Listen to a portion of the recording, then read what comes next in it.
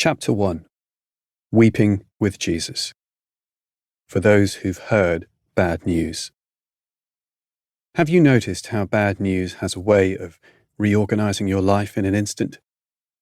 It carves a home for itself in the center of your heart and moves in without your permission. Grievous news about a person you love is a plague of locusts, which chews at everything, removing the life you knew. We will never forget the day we learned the news about our son Jed's health problems. It was New Year's Eve, 2018. We were attending our 12-week pregnancy scan when we found out. A few weeks prior, an early pregnancy scan had shown us the surprising and delightful image of 2 heartbeats.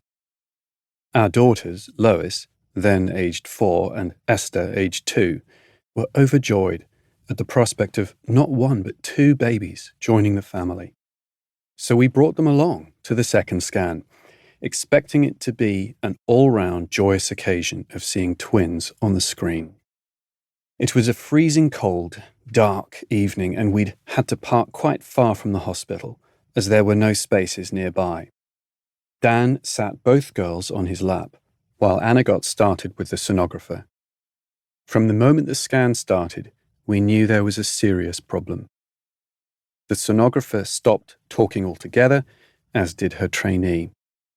And on the screen we could see a large black space in the middle of one of the baby's bodies. The problem, we would soon learn, was called megacystis, a huge bladder filled with urine. The urine was slowly accumulating, as there was no way for it to drain out. A tiny outlet valve hadn't developed properly in Jed's body. Over the coming months, the pressure from his huge bladder would damage his kidneys and prevent his lungs from developing normally.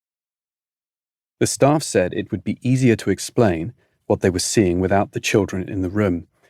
I, Dan, hastily picked up our 2 girls and took them out. We walked back to the car through the freezing cold.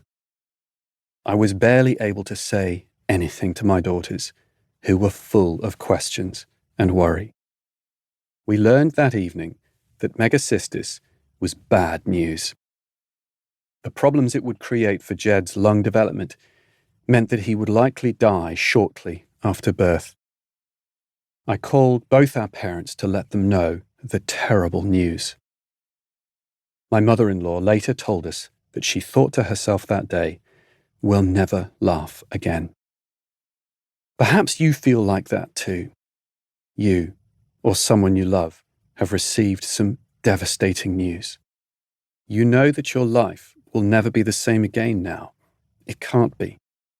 As you reel, we want to invite you, throughout this chapter, to notice just one thing. When terrible tidings crash into our lives, the Lord Jesus is present to weep with us. Where others may be silent, distant, flippant, superficial, and clumsy, Jesus is present, sure-footed, tender, and true. The God of the Bible weeps with us at bad news. The true lie of the land. One thing which surprised us as the bad news sank in was how uncomfortable some people were with the sadness of our situation, as if they were unable to allow it to occupy a part of their world.